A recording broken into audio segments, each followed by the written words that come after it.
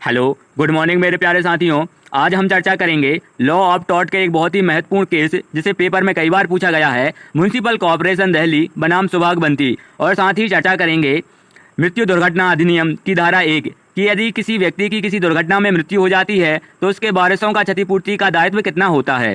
तो जो municipal corporation Delhi बनाम सुभाष बंटी वाला केस है, इसमें सुभाष बंटी वादी होती है और प्रतिवादी म्युनिसिपल कॉर्पोरेशन होती है। इसका AIR 1966 SC 1750 है। तो चलिए वीडियो स्टार्ट करते हैं।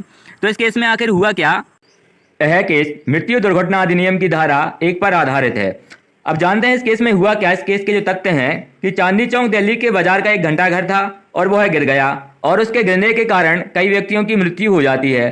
तो अब जो मृतकों के वारिस होते हैं वह क्षतिपूर्ति का दावा करते हैं। घंटाघर एक कि एक बाजार था, वहाँ पे एक सरकारी इमारत थी जिसका रख रखाव जो था वह म्युनिसिपल कॉर्पोरेशन दिल्ली के पास था, उसकी देख रेख करती थी। तो वो अचानक से गिर गया और गिरने की वजह से कई लोगों की मृत्यु हुई है। तो अब जो म्युनिसिपल कॉर्पोरेशन दिल्ली होती है वह दावों का प्रतिरोध करती है कि और अपने जवाब कथन में दायर करती है कि भैया जो घंटाघर गिरा है इसमें एक छुपी हुई गलती थी, यह आकस्मिक ही गिर गया और इसके गिरने का हमें कोई भी अंदाजा नहीं था, इसलिए हम इसे के लिए जिम्मेदार नहीं ठहराए जा सकते और हम किसी भी प्रकार की क्षतिपूर्ति भी नहीं देंगे। तो अब जो न्यायालय होता है वह इन तीनों दावों का एक साथ निरीक्षण करता है और निर्णय दे देता है। उन तीनों दावे डिग्री कर देता है और सभी को क्षतिपूर्ति दिला देता है, जिसमें कि सुभाष बंटी के हक में 25,000 रुपये की धनराशि की डिग्री पारित कर देता है।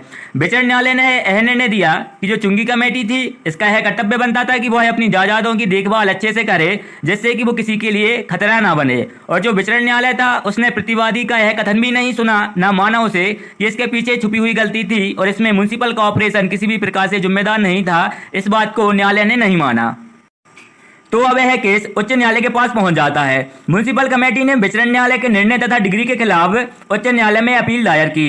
तो जो उच्च न्यायालय है यह सब तथ्यों का फिर से निरीक्षण करता है और अपने ही एक निरीक्षक BS पुरी मुख्य अभियंता को जो घंटाघर गिरा था उसका निरीक्षण करने के लिए भेज दिया जाता है।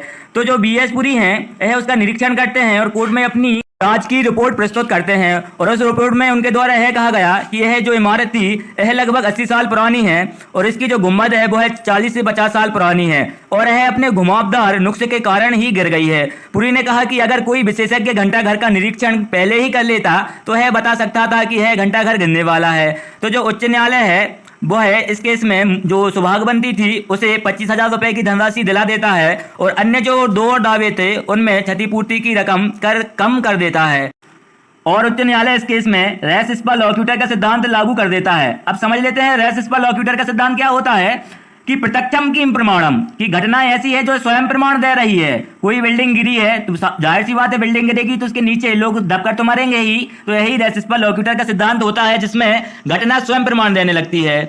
तो इसमें रेस स्पा लॉक्यूटर का सिद्धांत लागू किया जाता है। और जो उच्च न्यायालय था उसने अपने निर्णय में कहा कि जो म्युनिसिपल कमेटी है इसका यह कर्तव्य बनता है कि वो है अपनी जायदादों की जरूरी मरम्मत करती रहे, परीक्षण भी करता रहे ताकि जो व्यक्ति हैं उन्हें किसी प्रकार की कोई परेशानी ना हो।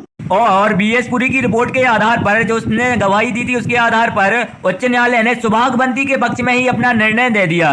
तो अब जो म्युनिसिपल कमेटी होती है यह कहाँ पहुंचती है, उच्चतम न्यायालय यानी कि सुप्रीम कोर्ट। तो अब जो म्युनिसिपल कमेटी है उच्च न्यायालय के निर्णय के खिलाफ अपील दायर करती है कहां पर, सर्वोच्च न्यायालय में, उच्चतम न्यायालय में।